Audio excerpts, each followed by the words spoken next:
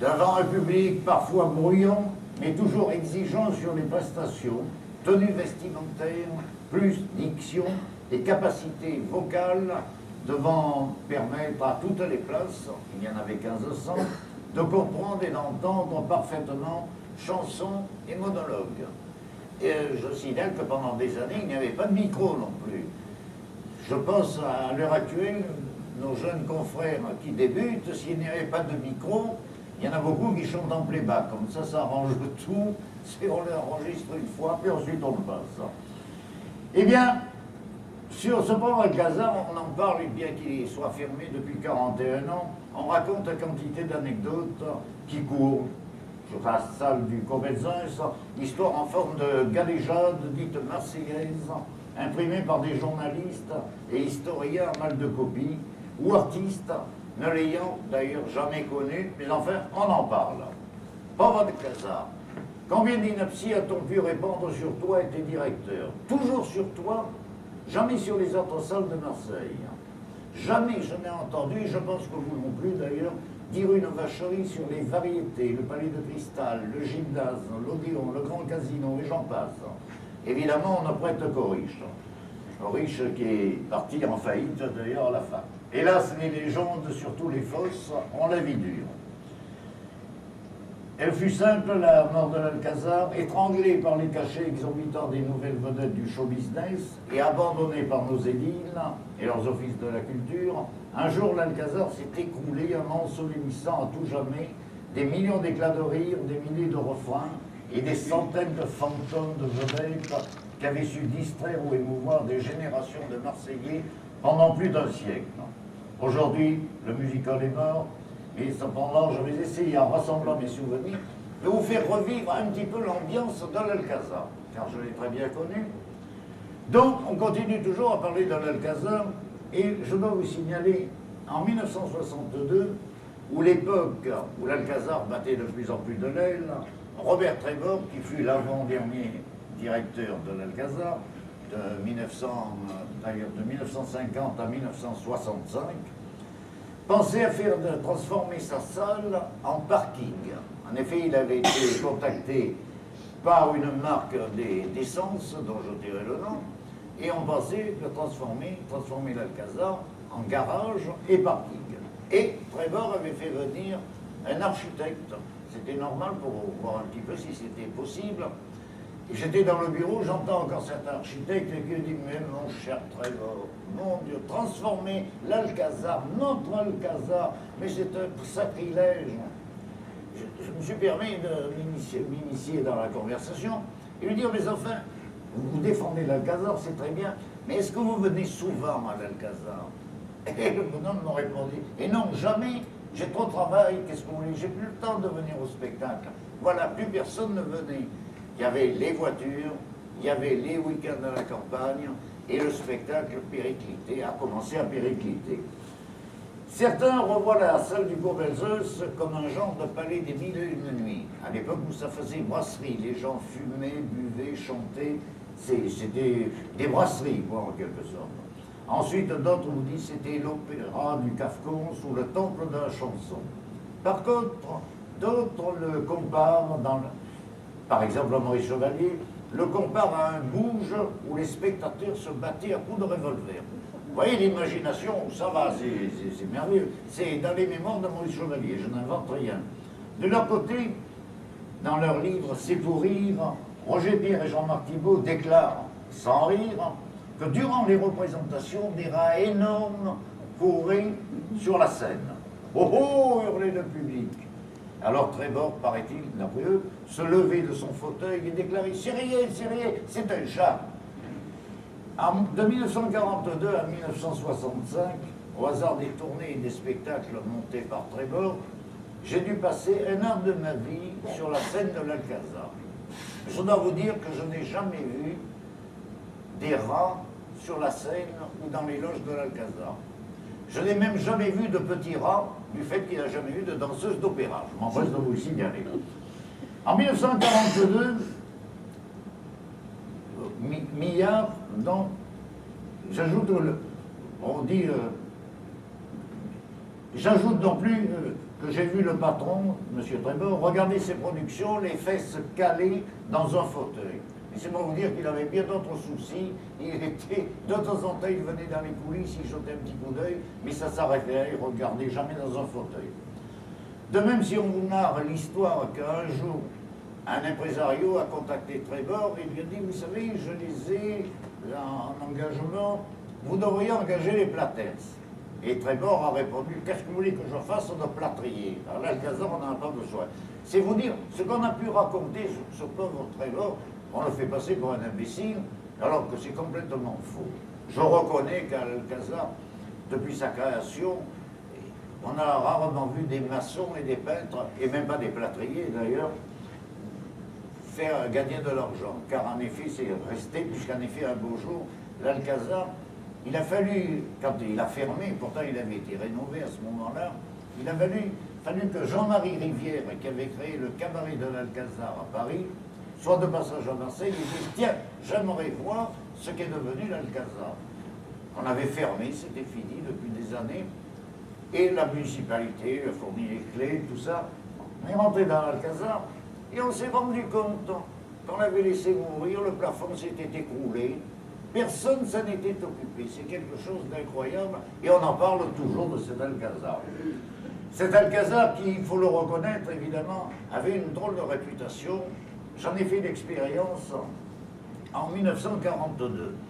En 1942, j'avais fait d'Internet, c'était l'époque où dans les cinémas il y avait des attractions, et M.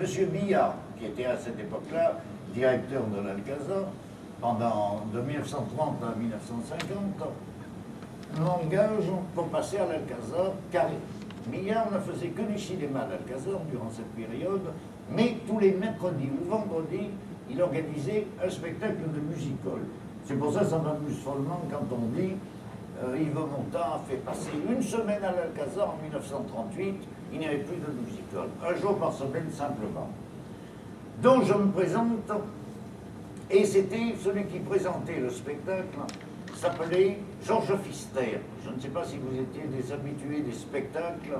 Georges Pfister était un personnage sympathique, souriant, élégant, toujours le mot pour plaisanter, et c'était lui l'animateur des spectacles de l'Alcazar. D'ailleurs, voici Georges Pfister, qui malheureusement nous a quittés depuis belle lurette. Donc, Pfister avait une habitude, lorsqu'il rentrait sur scène, dans l'Alcazar, il regardait le public, il remuait la main un petit peu comme ça, et avec son bon sourire, il disait « Alors, ça va ?» Et naturellement, le public répondait « Oui, oui, oui. » Et ce soir-là, je ne sais pas ce qui s'est passé. Je sais par contre que Édith Piaf était dans la salle, elle est dans une loge, elle était venue voir ce qu'était ce fameux Alcazar dont toute la France se parlait. Je ne sais pas ce qu'il y a eu dans le public, ils ont voulu se manifester. Lorsque ce brave Pfister dit alors ça va, il se prend une succulente tomate sur sa veste, et outré, il n'a pas l'habitude, il fait signer à la pianiste, car il y avait une pianiste sur scène, il dit enchaîné, il rentre dans les coulisses, il voit le premier chanteur qui devait passer, il lui dit, allez c'est à toi, il s'essuyait, le gars fait, moi, je préfère repartir, il a tourné les talons et il est parti. Il y avait une petite jeune fille qui devait passer en numéro 2. Elle n'a rien dit, elle s'est mise à pleurer et elle est partie aussi. Et Pfister me dit, mais c'est à toi maintenant, qu'est-ce que tu fais? J'ai dit, ben, faire l'épreuve de l'Alcazar pour un artiste méridional, marseillais, c'était ses galons de vedette en quelque sorte. Et j'ai dit, mais j'y vais.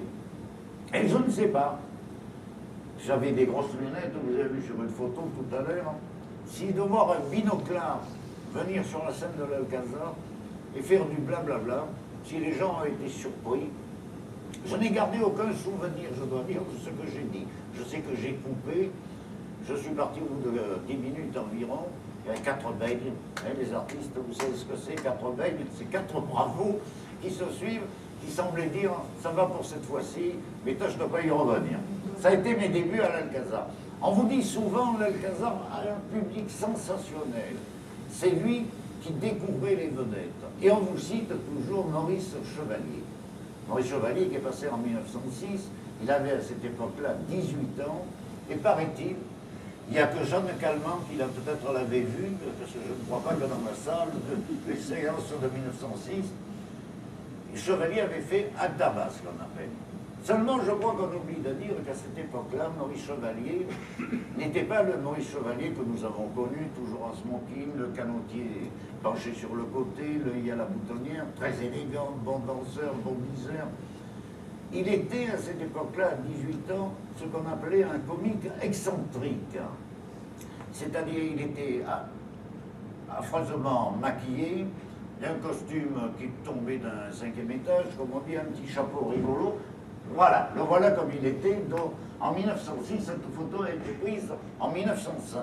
Donc, en 1906, il avait la même dégaine. Et j'ai retrouvé une partie de son répertoire, car on était loin de « Donnez-moi la main, mademoiselle »,« Paris sera toujours Paris », etc., etc.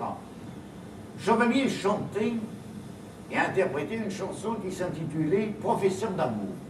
C'est déjà tout un programme. Je ne vais pas vous la lire en entier. Il expliquait donc, il parlait de ses conquêtes, mais quand je vois qu'elle n'est pas digne, que je fasse son éducation, au lieu de lui coller 50 lignes, je lui flanquais une belle correction. Son postérieur me sert de tambour, je suis professeur en amour. Voilà les succès de Maurice Chevalier de l'époque. Vous voyez, il avait bien évolué grâce, je pense, au conseil de Mistinguett, qui, elle, l'a connu vers 1912-1913, et en a fait l'excellente artiste qui est devenue, avec Yves Montand, une des rares vedettes françaises à connaître le succès en Amérique. Car il y a très peu d'artistes français qui ont fait la conquête comme eux. Donc, on vous dit toujours, nous étions des connaisseurs. Mais seulement, il ne faut pas oublier que le public de l'Alcazar a souvent fait pleurer des artistes. J'en ai vu pleurer. Ils avaient peur de passer à l'Alcazar, c'était trembler. Je vais vous citer une anecdote. Ça s'est situé en 1952. Nous faisions une tournée avec André Claveau. Vous devez vous rappeler d'André Claveau, d'ailleurs le voilà, magnifique. Celui qui pleurait sur vos pas, mesdames, et qui a mené une très belle carrière d'ailleurs. Nous avions dans la troupe un jeune comique qui levait le rideau. Vous savez, je dis, il lève le torchon, c'est le terme du métier. Et arrivé à l'Alcazar, ce pauvre comique, dont je vous dirai le nom tout à l'heure, se faisait emboîter. Pourtant, déjà, nous étions, je vous dis, en 1952, Trébord interdisait le port des tomates, etc., etc. On avait supprimé les poulaillers pour faire une sélection. Je ne sais pas pourquoi ce comique ne plaisait pas. Le public ne comprenait pas. Les critiques de Marseille, d'ailleurs de la presse, aussi bien la marseillaise que le provençal, l'ont éreinté dans leurs articles. Il n'y en a qu'un seul, Max Fière, qui était le journaliste du Méridional, qui lui a trouvé un certain talent pour continuer ce métier. Je dois dire que Max Fière était un homme du métier, puisqu'il écrivait des opérettes, des chansons. Et ce comique, plus jamais ne passa à l'Alcazar. Il gardait un trop mauvais souvenir. Ah, comment il s'appelait? Oh, vous avez dû le connaître. Hein? Il s'appelait Fernand Reynaud. Voilà. Vous voyez, le public de l'Alcazar n'a pas compris Fernand Reynaud. Il s'est fait virer 2 ans après. Il est passé au gymnase en grande vedette. Alors là, tout le monde a trouvé du talent, car M. Jean Noin l'avait mis dans ses émissions 36 chandelles et l'avait fait découvrir. Donc, ce n'était pas un public de connaisseurs, malheureusement. Non, pour un oui, pour un non, virer les gens, c'était quelque chose d'incroyable. Je vois que le temps passe, je ne veux pas vous... Je vais vous citer tout de même un cas qui mérite d'être connu de l'Alcazar. L'Alcazar est arrivé à un moment donné. J'avais préparé plus long, mais enfin, je ne veux pas vous retenir, il fait froid. Je vais vous raconter en 1962, voyant son cher Alcazar de plus en plus déserté, Robert Trébord a eu l'idée d'écrire à toutes les vedettes qui étaient passées dans cette salle. Les grandes, les moyennes, les vedettes normales, les vedettes américaines, les vedettes anglaises et même les vedettes portugaises, comme on disait dans le métier, parce que tout le monde se croit vedette. Il a écrit à ces vedettes, il a écrit à la municipalité de Marseille, à la préfecture, enfin, de partout. Personne ne lui a répondu.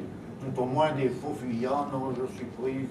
Seul un artiste lui répondit favorablement en lui prêtant son concours, en lui offrant pas un sourire, non pas pour une soirée, mais pour une série de dates aptes à renflouer provisoirement l'Alcazar. La proposition couvrait les fêtes de fin d'année 29, 30, 31 décembre 62 et 1er janvier 63. Ils sont des dates clés pour le spectacle, je tiens à vous le signaler. Donc, Trébor engagea pour la première partie l'orchestre maison de mon vieux collègue et regretté Marcel Duvel, quelques attractions visuelles, votre serviteur, et une jeune chanteuse qui s'est produisée à cette époque-là pour la première fois à Marseille, c'était Rika Zaraï. De son côté, cette vedette présentait un poulain et un compagnon de route, le poète humoriste Roger Riffard. Hélas, l'altruisme, j'aurais dû boire un verre d'eau avant, l'altruisme est bien mal récompensé. En effet, dès son arrivée, notre vedette fut prise d'une crise de colite. Souffrant de la même affection, je sais qu'il y a le docteur parmi nous, non mais j'ai pas la crise aujourd'hui, tant pis. Souffrant de la même affection, nous passâmes l'après-midi à comparer les effets bénéfiques de quelques remèdes dits miracles. Puis un télégramme arriva signalant à notre vedette que sa mère venait de décéder. Bien entendu, Trébor lui dit, ben, c'est pas la peine, on arrête tout. La vedette dit, non, malgré ma souffrance, j'irai demain dans la ville où ma mère est décédée, mais j'ai promis, je continue à faire le spectacle. Il a fait ça jusqu'au dernier jour. Il souffrait, sa mère était décédée, il quittait Marseille dès le spectacle terminé, il allait rejoindre sa ville natale, il revenait faire les matinées et les soirées, le lendemain il repartait. Eh bien, je dois vous dire son nom, cet homme était vraiment un brave homme, qui s'appelait Georges Brassens. C'est le seul qui a répondu favorablement à Trébor. Alors qu'il y a eu des centaines d'artistes qui ont travaillé à l'Alcazar, personne n'a répondu. Je sais, il y a même Fernandel, ça me fait de la peine de le dire, mais ça a été Casinzo le signale d'ailleurs dans un de ses livres. Fernandel a dit non, moi je ne fais rien pour l'Alcazar. Personne. Et les musiciens non plus. Et voilà, c'est comme ça qu'on a tué l'Alcazar. D'ailleurs, je vais vous le dire, on pourrait encore parler des heures de l'Alcazar, mais enfin, nous allons faire une chose, nous allons demander à notre ami, le dernier directeur de l'Alcazar, à Jean Rézuli, de nous parler comment a disparu l'Alcazar. Je pense que tu dois avoir ça dans tes tablettes. Voilà. Vous demandez quelque chose de patience. Vous savez, c'est très compliqué tout ça. Au début des années... Directeur de l'Alcazar. De l'Alcazar. Vous allez sans doute essayer de le maintenir sur le même cap. Et de prolonger en quelque sorte ce qu'a fait M. Trébor. Ah oui, absolument, parce que je lui rends hommage. Il a quand même fait beaucoup de choses pour l'Alcazar. Et nous espérons réussir, avec mon ami M. Ferraud, pour plaire au public marseillais. Et ça sera d'ailleurs sa récompense, je crois. Au début des années 60, la décolonisation et l'arrivée massive de rapatriés d'Afrique du Nord donnent à Marseille une nouvelle occasion d'affirmer sa vocation de ville d'accueil. Pour faire le deuil du pays perdu, de nombreux pieds noirs s'installent sur l'autre rive de la Méditerranée, et notamment à Marseille, qui pour abriter ce flux de population se développe. Aussi, quand en 1965, Jean Renzulli, organisateur de tournée, rouvrira après rénovation la scène de l'Alcazar qu'il a rachetée à Robert Trébor, c'est tout naturellement qu'Enrico Macias y prendra place. Porte-parole des difficultés de l'exil, sa sincérité, son authenticité et sa chaleur lui ont très vite permis de séduire un large public et de devenir un trait d'union entre métropolitains et pieds noirs.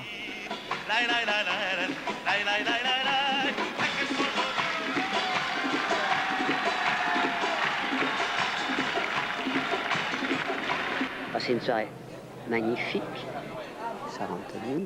Beaucoup de souvenirs, c'est la première fois de ma vie où je suis passé en vedette d'un spectacle, c'était ici, et c'était l'année avant qu'on le ferme, et je suis très heureux de voir cette fois-ci que ça s'est réouvert. Il y a une intimité, une chaleur qu'il y avait avant et qu'on retrouve aussi aujourd'hui. J'ai passé plusieurs fois à Alcazar, je connaissais bien Anzuli, je connaissais bien Trébor. C'était un petit coup de chapeau à donner à cet Alcazar qui allait avoir un nouveau directeur et qui allait reprendre vie. Cet Alcazar, pour vous, qu'est-ce que c'est? Eh bien, c'est d'abord un endroit merveilleux. Alors, mais la toute première fois, c'était quand? Ah, je sais pas, monsieur. Voilà. Et il a fait un triomphe, mais vraiment un triomphe. Il a eu, je crois, 7-8 rappels. Il ne pouvait plus partir de scène. On fait donc 8 jours avec ce spectacle-là. Et la vedette américaine était Patricia Carly. Ça a été un triomphe. Point de vue succès artistique et commercial. Voilà, le spectacle de Claude. Et Claude avait fait un cataclysme. Avec un programme de première partie sensationnel. Il y avait 2 attractions visuelles. Michel Thor et Hervé Villard finissaient la première partie. Il avait le fameux succès Capri, c'est fini. Il a cassé la baraque. Les premières parties aujourd'hui, c'est fini. Vous n'en voyez plus de première partie. C'est pas possible, ça coûterait trop cher.